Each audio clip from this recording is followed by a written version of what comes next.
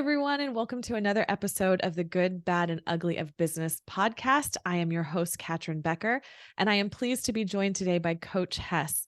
Coach Hess has been a coach for pretty much his whole life, whether he was a basketball coach, whether he was working in corporate, and then the last 4 years as a business coach. Coach Hess, welcome to this program.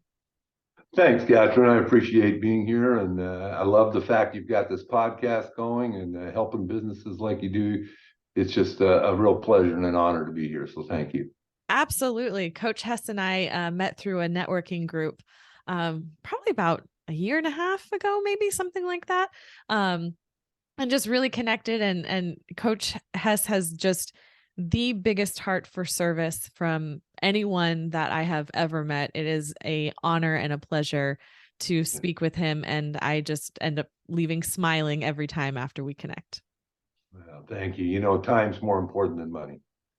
I know that you know that, and it's a journey, I think, for people to get there, but it rings very true. Yeah. Well, Coach Hess, tell us a little bit about what has been going on in your world lately, and then I've got some deeper questions for you. Sure. Well, you know, it's every day is such a big pleasure to do the job I do. I go back to my school teaching days, and when I was working with students, I'd walk out at the end of the day, and I'd always have that feeling. It goes, I made a difference in somebody's life today, and you knew you did. And then all my years of business, that happened once in a while. And now, as a business coach, every coaching session and engagement that I'm involved in, I feel like I'm making a difference in people's lives every time. And it's the energy that drives my my whole persona in getting forward and giving me the energy I need to keep going forward and doing more of it. It just feels so good. Knowing what you know now, would you still have the same life path? Would you still have gone into corporate for all those years, or would you have wanted to go into coaching like you do now sooner? What a great question. I would have liked to be able to say that I would be the coach I am now without the previous experience, and I'd say that's not true. As you live your life and you learn and all the experiences that I bring to the plate now as a coach, I'm a much better coach because of that. Now, did I ever change in terms of my personality in that I was always a giver, a helper, and wanting people to grow, become more educated, learn more, and enjoy their lives more? I think I've always been that, and that never changed. It's just you get paid differently when you're in the corporate world for different things. So, yeah, I'll leave it at that. Well, as a basketball coach, I'd love to share that I had the pleasure of hearing Phil Jackson speak last month. And for those of you who don't know, Phil Jackson was the incredible coach that led the Chicago Bulls under Michael Jordan, and then with Kobe Bryant and the LA Lakers to a total of 11 championships, NBA championships combined. So he is probably, without a doubt, the best coach that has been. And I think it's a great tie-in to how you've been a basketball coach and how you applied those same lessons into the business coaching. So I would love to know some of the what you've seen where there's overlap there and how it's different. Well, one of the things about being in Phil's role, or really a lot of coaching roles, as you get into higher levels of basketball, is you realize that the player is going to make a lot more money than you ever will. There's a lot of that going on. And yet I had some players that were, in the 7-foot category in high school that I perceived that would be their future. Well, what goes with that is a big ego a lot of times, and a challenge. And what you recognize in Phil's work, when you talk about big egos, oh my gosh. But what I learned in working with players that all the way along my coaching career was that you couldn't really control them in terms of what you wanted to do as a team unless you had a system. If you tried to control the individual and get them to do what you wanted to do rather than, hey, here's the system that we're going to do. This is how we do the drop step. This is how we do a crossover. This is how we throw our outlet passes, whatever it might be. And if you focus on the system, you take the emotion out of the the ability to get production out of your team or whatever it is. Business wise, the same way. And so putting a system in place and coaching to the system, teaching to the system, driving it takes the emotion out of management, because you can't manage people. But what you can do is lead people really well to a system.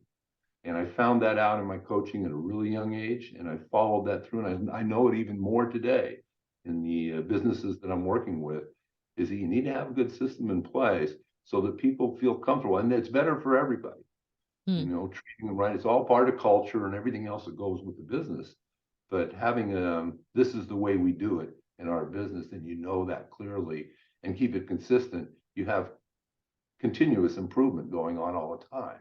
If you're going this way, that way, and different things, it's hard to get on that trajectory of continuous improvement. I think that's so great what you said there about how it's not just about one person, and that can be the person that's the disruptive person or the person who's kind of the star player. Especially if we continue the comparison with basketball, Michael Jordan was the star before Phil Jackson became the coach, but the team wasn't winning championships like they did until after Phil Jackson. And one of the things that he said in the interview that I had the pleasure of hearing was, you can measure a star by how great they make others. There you go. And I just love that quote. And I think it's so relevant in so many areas. So do you think, is that something that you've seen in your experience? And is that part of why you think systems is such a helpful piece to that puzzle?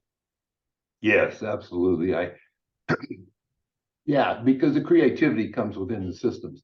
And so the giving to others, I'm just going to relate to a guy like Magic Johnson, who was this huge giving player, all kinds of assists and so on. John Stockton fits in that category too. But my experience as a player and carrying it forward was that the best thrill and that makes me feel like the most the exciting part of being a child and that special time is when I had the ball in the middle of the floor and I had people running lanes beside me, and we had to figure out why we're going full speed, how we were going to make sure that ball got through that hoop. That little moment of time is the capturing kind of thing that drives, that, oh, this is the exciting thing. It's because we're going to get a chance to do it together. Mm. That's a big part for, I think, what goes on in business. And how do we do it together? How do we make that person better?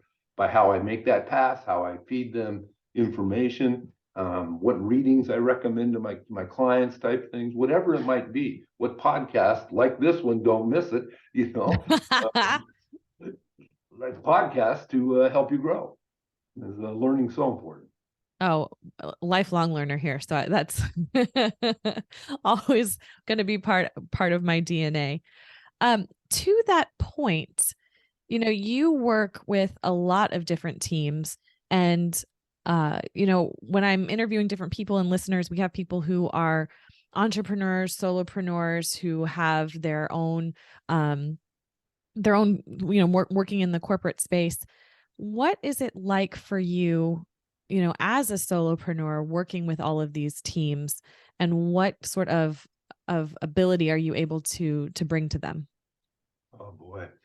I run a program called Empower Your Team. And so obviously there's a lots of different versions, and it's kind of modified to whatever the situation is. But I start off with using DISC, DISC, dominant, influential, stable, and compliant, and using an assessment where everyone takes this assessment. And I guess what DISC is more than anything, if for people listening, is it's a communication model and a little bit of where we tend to lean. And we think we're fairly complex and everybody's so unique, but it's funny how when I've done hundreds and hundreds of these assessments with people, how spot on they are over and over and over. It kind of gives you an indication that we do have certain tendencies of these four quadrants we lead into. And so getting people to understand where they are is one thing. And knowing yourself, Socrates, everybody, we knew that was important. I think maybe Aristotle, but know yourself was a critical thing. One of those Greek guys. Yeah, one of those guys. And then the and second thing is to know your team. So there's the golden rule out there, right? Do unto others as you like them to do unto you. Well, that's great, except there's one problem there. They're not you. Hmm. So we need to move that golden rule to the platinum rule. Do unto others as they'd like to be treated by you. And so in order to be a great team member, if somebody likes to be communicated in a certain way, and you understand that as part of your team building, oh my gosh, things can get done much better. The frictions go down. Examples, you might have a very high D father. I'm going to take it to the family level, but it's similar to, you apply it to business.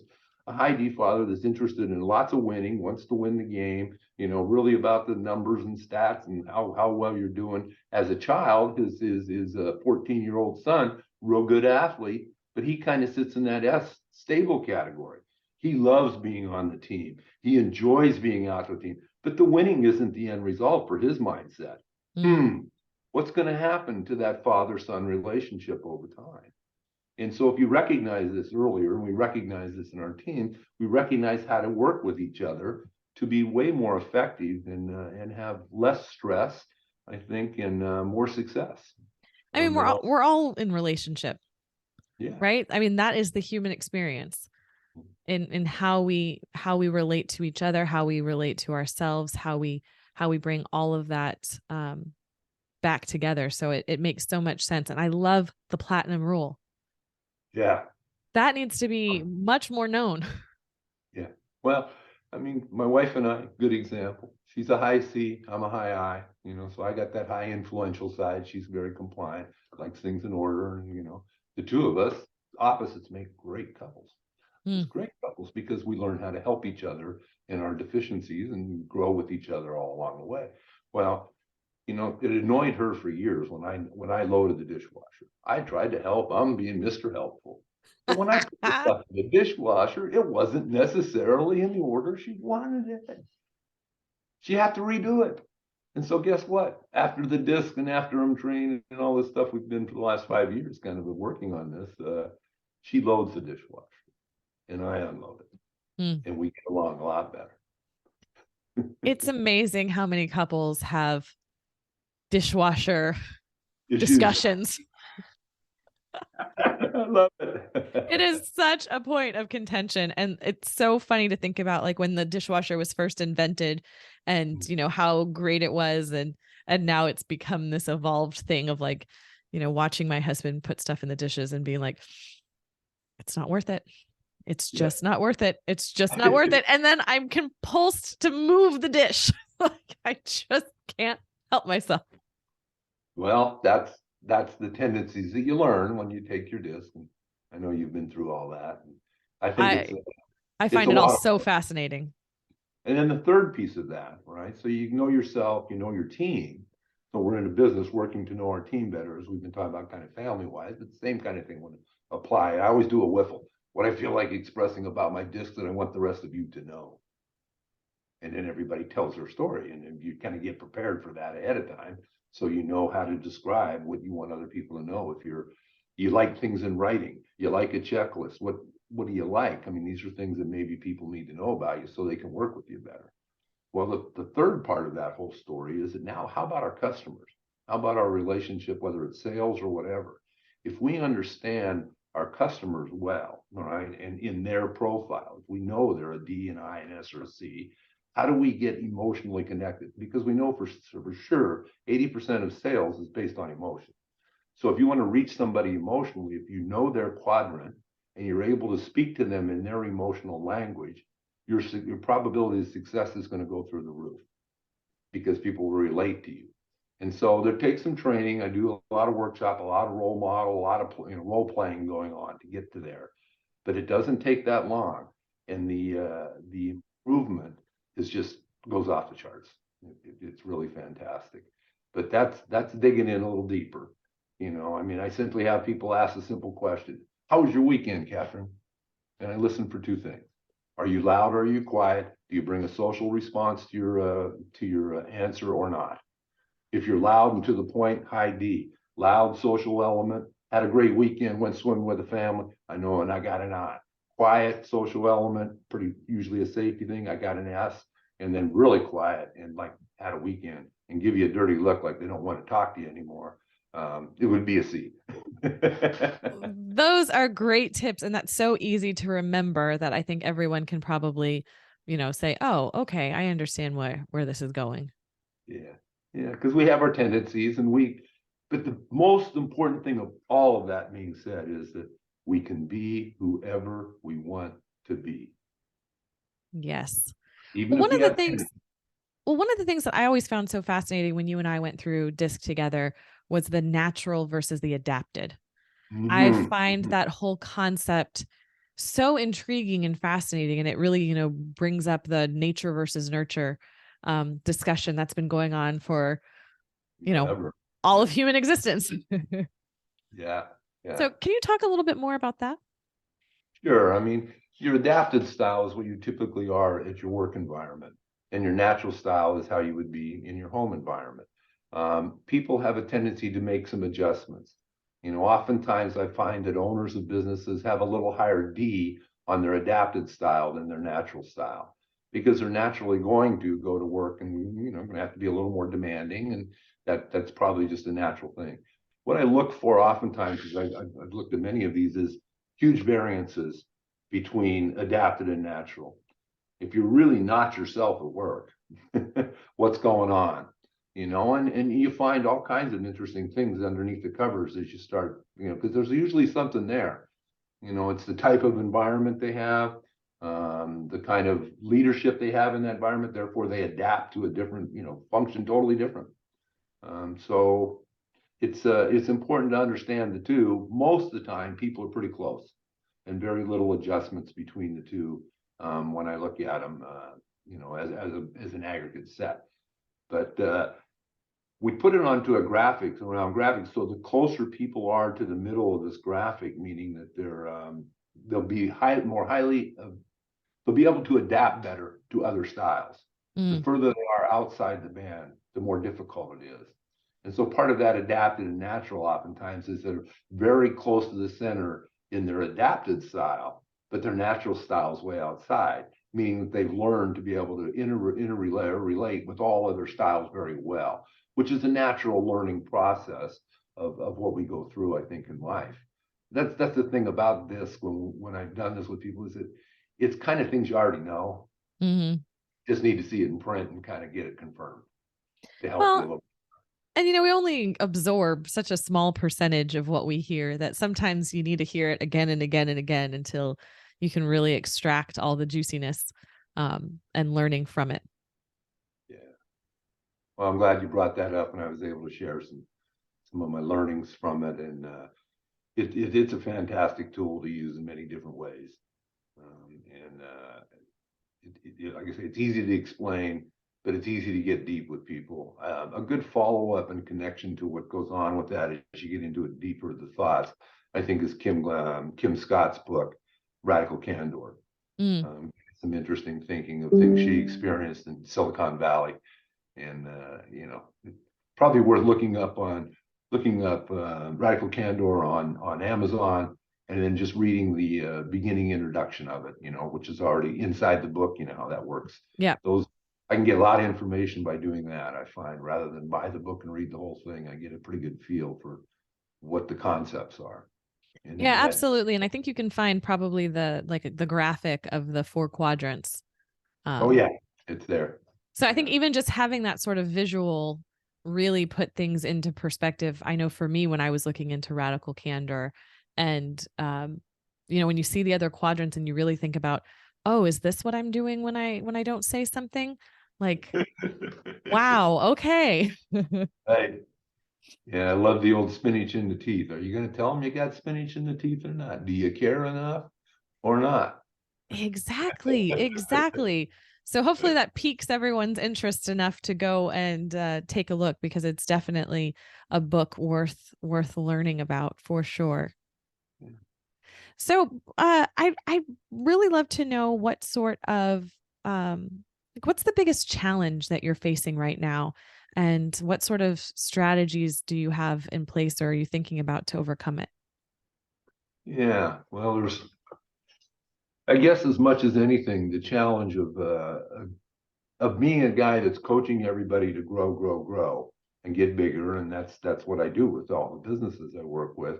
Well, I'm a guy that's 67 years old, and I'm kind of playing the game where I want to keep my calendar filled with the right people and find the time in between to live my life and, kind of be in between all that instead of go out there and hire a bunch of people and get my, a big operation. And so it's a challenge for me because I've grown to the point where I know I could really grow. And I'm caught in a quandary of, do I really want to do that or not? I'm pretty comfortable where I'm at. I'm having fun doing it. I love it. I love every day. So, how much do I want to change? But I still have to, it's the cobbler shoes problem. Mm. I mean, I'm coaching for all this, with all the young folks that I work with, it's absolutely right. I don't get caught. It's just hard to not practice what you preach 100%, I guess. But at the same time, you have to recognize the situation. Yeah, you're in a different place. Yeah, yeah. So Well, I get caught in challenge. And scaling is such a topic of discussion. It's something that's so easy to understand, in our brains, right? But to actually implement it and take those actions and be successful in that way is a completely another thing. And so much mental struggles come up. I feel like, when I talk to people about scaling and what that means for them. Have you seen similar things? Oh yeah, scaling's. I guess we talked about it before within systems. And if you want to have a business that runs by itself, which is how you get, there's four types of cash in a business. There's revenue, which is our ego line. We love that one, right? Then we have profit, a different type of cash, and we have to deal with it differently. Third type of cash, your cash flow. What's going on month over month over month? We got to look way ahead, 12 months in front of us all the time. And then the fourth one, most importantly, is equity. What does your equity look like? And that's a type of cash. And so if you want your equity in your business to be strong, you need to have it running with systems that will run replacing the parts and so on. I mean, think of Ray Kroc and McDonald's as an extreme inconsistency. But the more you have systems in place, the more that will have that equity number go up. It's the first question brokers ask when you're preparing to sell a business. How dependent is it on the owner? Yeah, absolutely. Because, and especially in people in service industries like you and I, where it's not just buying another one of us, right, to scale. It's got a whole different level and finesse that is required to get to that place and what that looks like. Are you basing your business completely on the principles that you're teaching, or is it based on who you are more on an intrinsic, less tangible level? You got it. That's good. Well, Coach, I appreciate your time. I always enjoy speaking with you. Is there anything else that you would like to share before we wrap this up? Well, thank you for the time. I appreciate it. I hope, in our discussion here, some people pick up some ideas and grow. That's what it's about. I had a fantastic session yesterday with the State Farm Group where we did our why. Part of the why was diagram your own why. Diagram it, draw it out.